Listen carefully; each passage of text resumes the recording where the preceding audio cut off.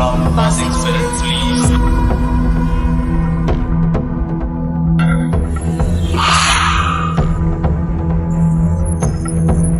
मेरा नाम सनी है।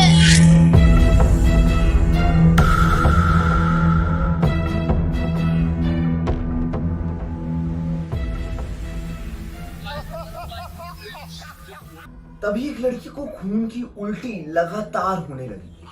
उसको देखकर सबकी हालत और खराब हो गई। उसी समय एक टीचर ने कहा कि तुम सब आग जलाओ और उसके बगल में बैठ जाओ। सबने मिलकर आग जलाई और गोल घेरा बनाकर उसके आसपास बैठ गए। टीचर ने सख्त लहजे में सबसे कह दिया कि अकेले कोई कहीं नहीं जाएगा। वैसे भी सब इतना डरे हुए थे कि अकेले कहीं जाने की हिम्मत नहीं हो रही थी। आग के पास बैठे बैठे 3 बज गए। तब कहीं जाकर वो बूढ़ा इंसान जंगल से लौट कर आया। उसने सबकी तरफ देखा और कहा कि उस चीख को सब भूल जाना, नहीं तो जीना मुश्किल हो जाएगा। एक लड़की ने पूछ लिया कि आखिर ऐसा क्यों?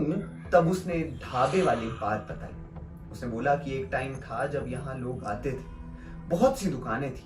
उसमें से एक दुकान थी एक लड़की की जिसके माँ बाप नहीं थे। वो अपनी छोटी बहन को पढ़ाने के लिए यहाँ फल का ठेला लगाया करती थी। एक दिन एक गाड़ी यहाँ पर आती थी।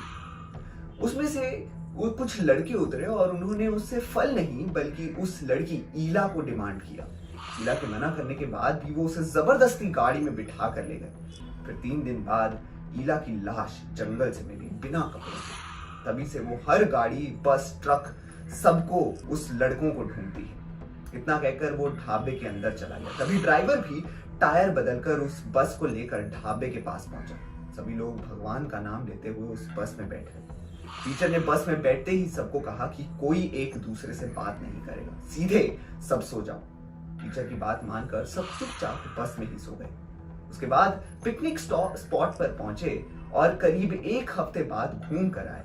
पिकनिक में किसी ने दूसरे बच्चों के साथ पूरी रात बिताई और क्योंकि टीचर ने मना किया था इसलिए बात नहीं की। लेकिन पिकनिक से लौटते समय अपने दोस्तों और दूसरी क्लास वालों को इस भूतिया घटना के बारे में बताया।